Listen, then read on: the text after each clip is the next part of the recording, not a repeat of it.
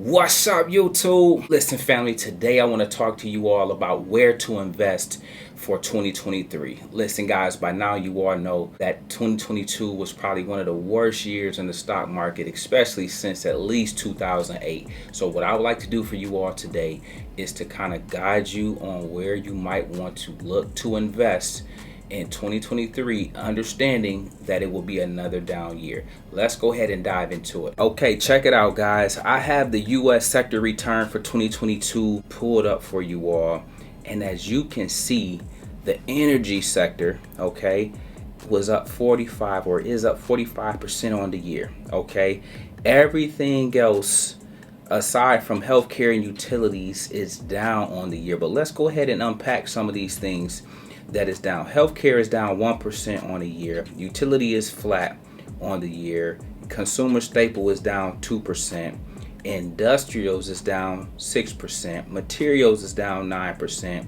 Financials is down 13%. Real estate is down 25%. So is tech, as well as consumer discretionary, which is down 34%, and communication services is down 37%. So listen, guys, out of all the sectors in the market, energy is the only sector that's performing at a phenomenal level on the year, okay? So with that being said, let's go ahead and dive back into this. What I want to guide you guys through on today is an exercise into, okay, what you might want to do. Okay, in a down year, if energy did well and we are looking to have another year like we had this particular year, do you guys think that energy will maintain its leadership and its dominance for 2023? If so, that's something you want to consider. What about healthcare? What about utilities? Guys, think about if you were not down anything this year, only 1% of your money. Okay, so when you think about where to invest, I want you guys to be thinking along the lines of some of these sectors that did relatively well in the midst of this 2022 historic bad year, okay? And so, but with that being said, guys, let's go ahead and look at some of the areas you might want to invest for 2023. Okay, guys, to kick things off, I am starting with ticker symbol VTV. That is the Vanguard Value ETF, okay? Now check this out, guys. At the time of this recording, it is sitting at $139.20. On the week, it is down 5%. On a month, it's down 2%. 3 months out, it is up 5% over the last 3 months. And for the year, it is only down 2%, almost 2.5%. Okay, if we go out 5 years, you guys always want to look at the 5-year outlook on your journey when you guys are breaking down how to look to where to invest, especially if it's individual stocks. Always check the 5-year benchmark, okay? But that's not what I'm talking about today. I'm focused on, imagine if you had $10,000, $50,000, $100,000 and only being down 2% this year on your money when the S&P 500, when tech is down 25% plus. Okay, think of it from that vantage point. Let's go ahead and look at some of these sectors, okay? Inside of this ETF, you have healthcare at 22% of the makeup. You have industrials sitting at 12.5%. You have financial services at around 20%.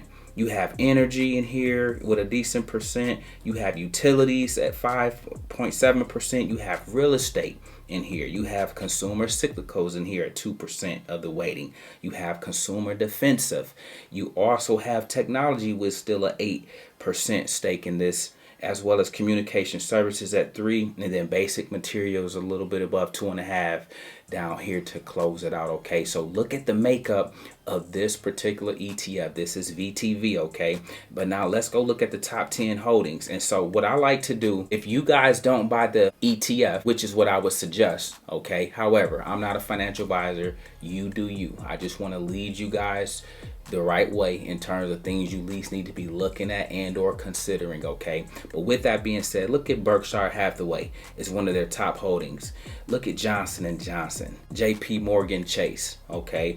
Chevron, AbbVie, that's one of my dividend stocks. United Health, one of the best health companies as well as stocks in the market. ExxonMobil, Procter & Gamble, Eli Lilly, as well as Pfizer. These are the top 10 holdings. So what we like to do in terms of when it comes to DD, okay, these top 10 stocks is how I would come up with my 10 stocks for 2023 100K challenge, for example, okay? And I'll go break down each and every one of these companies. And guys, make sure you are breaking down and looking at the balance sheet, the income statements, the cash flow, the PE, the forward PE of these companies, okay? Now, I'm just giving you the game. So these are the best in class that you see will have performed relatively well on this year. But I'm saying, if I was not on YouTube, that is something I would want you guys to do. Go look for yourself so you know these things, okay?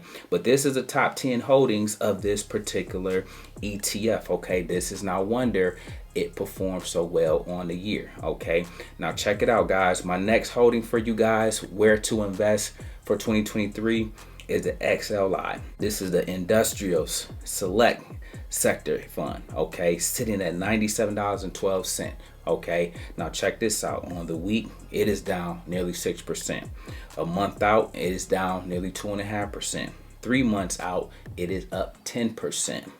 Let's go a year, it is down only 3%. So you got VTV was down 2%. This one is down 3%. Imagine that compared to being down 25% or 34% or 80% in your individual stocks. Okay, this is how I want you guys to build your wealth, protect your wealth, and go on this journey the correct way. 5 years out, check it out. Don't ever skip over the 5-year chart when you're doing your DD. Okay, this one is up 30%. Imagine if you someone like myself, a high income earner, high wealth, and you have 30% on millions of dollars. This is how the rich stay rich. This is how the wealthy stay wealthy, getting these type of returns on your money, okay?